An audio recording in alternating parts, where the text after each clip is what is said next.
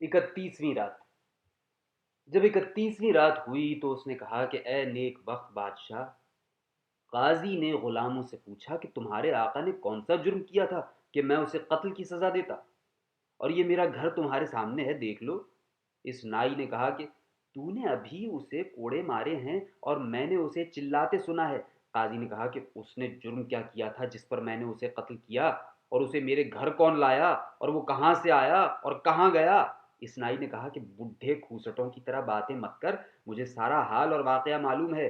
तेरी बेटी उस पर आशिक है और वो तेरी बेटी पर। जब तुझे मालूम हुआ कि वो तेरे घर में आया है तो तूने अपने गुलामों को हुक्म दिया कि वो उसे मारें। वल्लाह हमारे और तेरे दरमियान सिवाय खलीफा के और कोई फैसला न करेगा, वरना तू हमारे आका को निकाल कर उसके घर वालों के हवाले कर दे, और अगर ऐसा नहीं करता तो मैं खुद अंदर आकर उसको निकाल लाऊंगा और तुझे शर्मिंदगी होगी।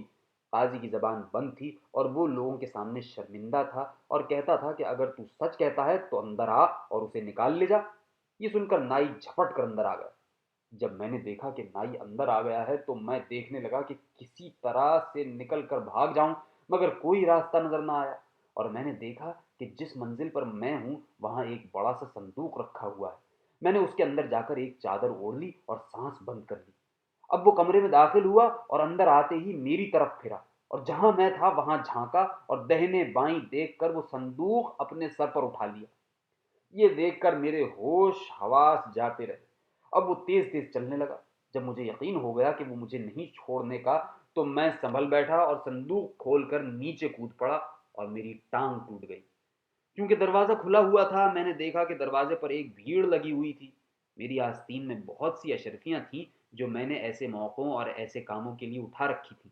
अब मैं उनको लोगों के सामने लुटाने लगा ताकि उनकी तवज्जो उनकी तरफ बढ़ जाए।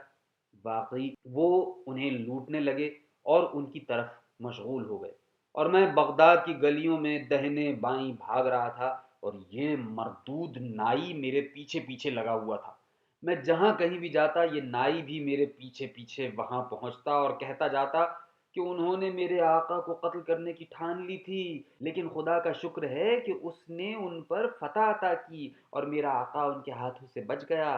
तू अपनी बुरी तदबीरों से बाज ना आया, यहाँ तक कि तूने ये हरकत की। अगर खुदा मेरी बदौलत तुझ पर मेहरबानी न करता तो इस मुसीबत से तू कभी ना निकलता, बल्कि वो तुझे ऐसी मुसीबत में डाल देते कि तू उससे कभी न निकल सकता। मगर मैं आखिर कब तक जीऊँगा कि तुझे हर बार छुटकारा दे सकूँ। खुदा की कसम तूने अपनी बुरी तदबीरों से मुझे हलाक कर डाला है, और इस पर लुत्फ़ ये कि तू अकेला जाना चाहता था। लेकिन मैं तेरी नादानी पर तुझसे नाराज़ नहीं हूँ, क्योंकि तू अभी नासमझ है और जल्दबाज। मैंने कहा कि क्या तेरी गुज़श्ता हरकतें काफ़ी नहीं हैं कि तू मेरे पीछे पीछे दौड़ रहा और बाजार में ऐसी बातें कर रहा है। गुस्से की वजह से मेरी जान निकल रही थी, लिहाजा मैं बाजार के अंदर एक दुकान में घुस गया और जुलाहे से, जो उसका मालिक था, पनाह मांगी।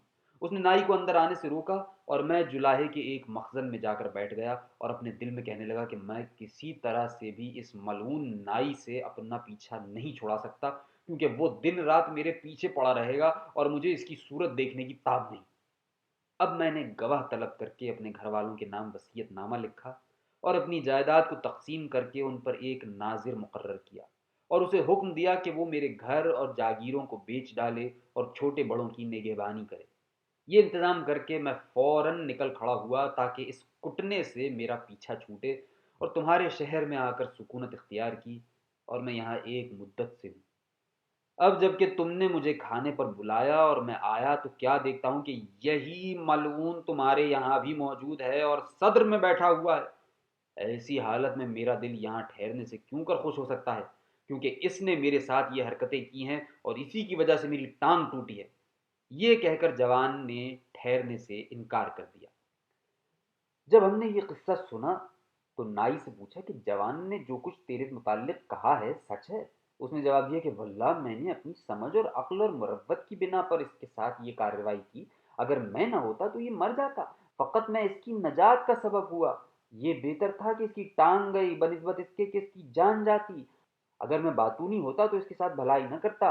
मैं तुम लोगों से एक माजरा बयान करता हूँ जिससे तुम्हें इस बात की तस्दीक हो जाएगी कि मैं कम सुखन हूँ और अपने 6 भाइयों की तरह फजूल गो नहीं हूँ।